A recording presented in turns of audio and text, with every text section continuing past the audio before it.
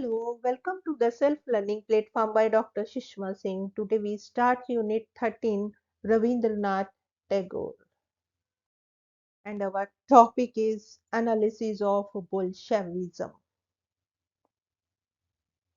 Tagore visited Europe and United States several times, but he went to USSR only once when he was 70 years old and considered the trip a pilgrimage and felt that had he not gone his life would have remained incomplete. The trip was for 2 weeks only, and he could not go anywhere else except to be in Moscow.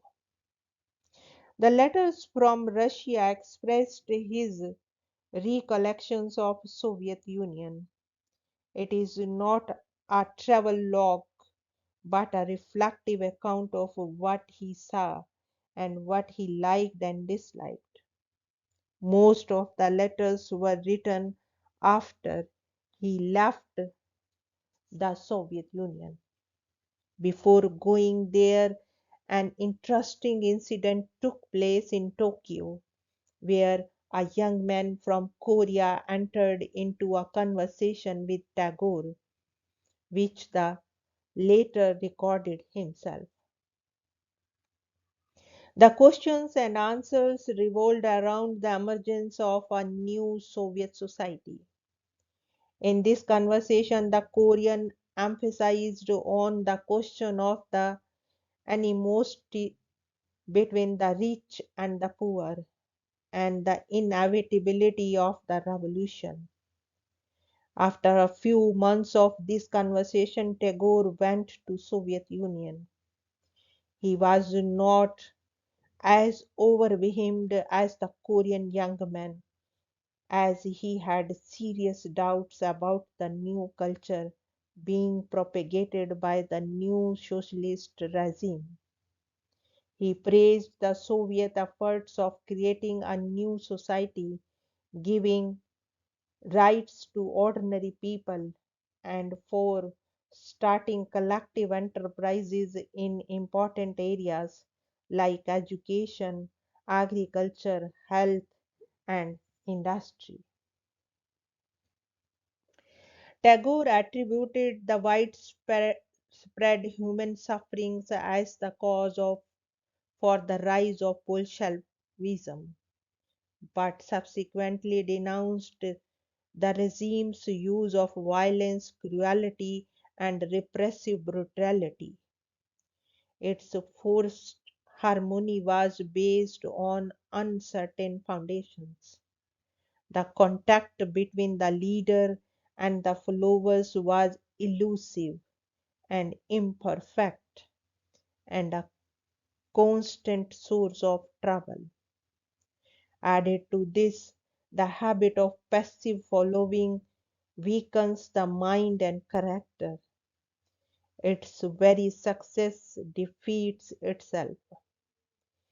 In repudiating violence, there is a similarity in the outlook between Tagore and Gandhi. Both distanced themselves from the Bolshevik practice mainly because of its glorification and practice of violence. Tagore appreciated the fact that the Bolsheviks had ended many of the evil practices of Kazakh regime except one important practice, that of suppression of opinion, and advised the Bolsheviks to end this evil. He was always against unquestioned allegiance, which was one of his criticisms of Gandhi's leadership in India. He, as a believer in the importance of freedom of mind, could easily see the dangers of suppression of dissidents and alternative points of view within the Soviet system. He was against the preaching of anger and class hatred, which the Soviet taught, and that any good society must acknowledge the existence of difference of opinion through freedom of expression. His primary interest was with the new educational system, and he was pleased with the vigor with which it spread throughout the Russian society. The achievement was not only numerical but also in its intensity created a sense of self respect. However, his insights did not miss its major defects as it turned the system into a mold, whereas humanity is a living mind, and that either the mold will burst into pieces or man's mind will be paralyzed to death or man will be turned into a mechanical doll. He looked to Bolshevism as a medical treatment for a sick society and could not conceive of it being a permanent feature of a civilized society. He commented, indeed, the day on which the doctor's regime comes to an end must be hailed as a red letter day for the patient. Tagore's account of the Soviet Union was a balanced one, which highlighted both the negative and positive aspects. In this respect, he compared more favorably with H.G. Wells rather than the Sydney and Beatrice Webb, who also visited the Soviet Union in the 1930s. The Webbs, unlike Wells, ignored the negative aspects of the Soviet society. Now let us have a look on the summary of the unit. Tagore was a pragmatic idealist and a Mulk Raj Anand wrote, a visionary who believed that in sentiment a multinational civilization was the way through which individuals and the nations might surrender their power. He knew as an Indian that in actual fact several of the potentially freedom loving nations were handicapped by the numerous aggressive nations built on greed and plunder. So he struggled against the imperialists of his day with a resilience that lends to his political thought a peculiar realism as well as a visionary quality. He did not merely contemplate but tried to experiment and put his ideas in practice. Armed with courage of convictions, he raised his voice against the cult of nationalism, about inequality among nations, imperialism, including cultural imperialism, and about lack of freedom in the colonial world, where the majority led deprived lives. He never lost hope in human rationality and through thought as Plato did that education holds the key to human excellence and a better future. Amartya Sen aptly pointed out Rabindranath insisted on open debate on every issue and distrusted conclusions based on a mechanical formula, no matter how attractive that formula might seem in isolation.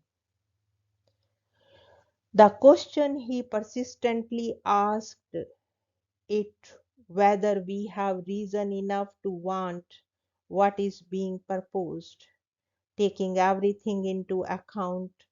Important as history is, reasoning has to go beyond the past. It is in the sovereignty of reasoning, fearless reasoning in freedom, that we can find Rabindranath Tagore's lasting voice.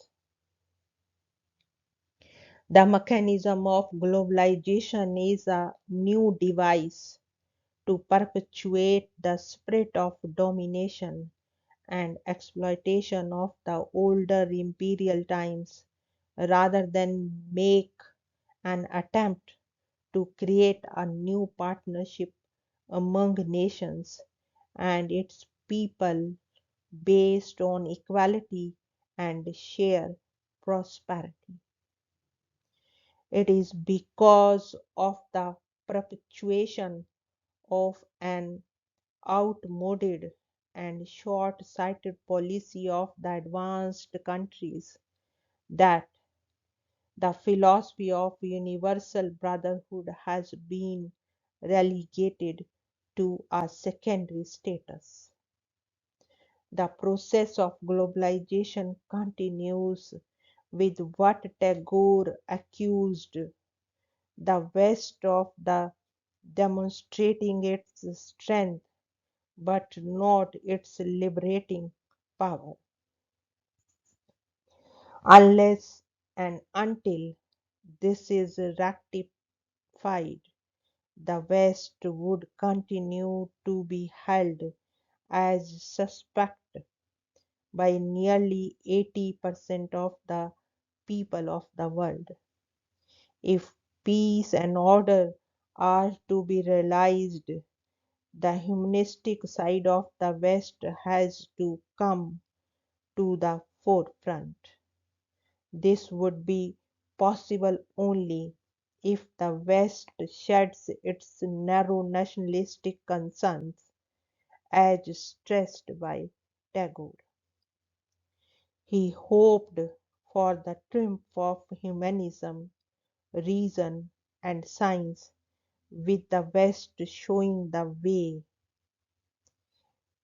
In the background of the two world wars and the increasing realization that for a continued peaceful evolution of the global village, there is a need for a universal minimum in defining the good and the desirable and in mitigating the division between the privileged and the underprivileged. Tagore's critique could become the starting point of this rectification, and one which is long overdue.